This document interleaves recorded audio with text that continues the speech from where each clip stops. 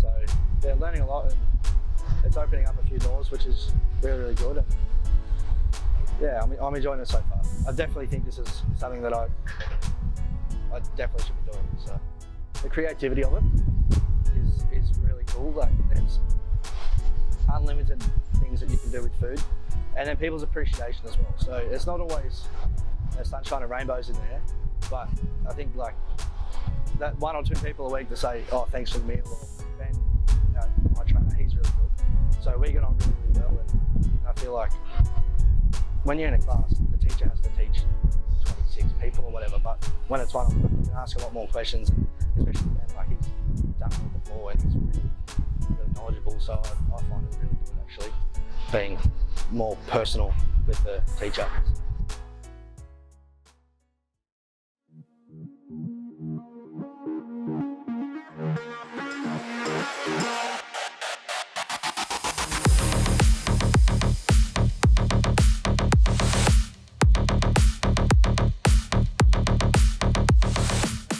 I did a lot of, in my personal time, a lot of research and development and stuff with the dish, and so it was kind of good that it, I guess it paid off.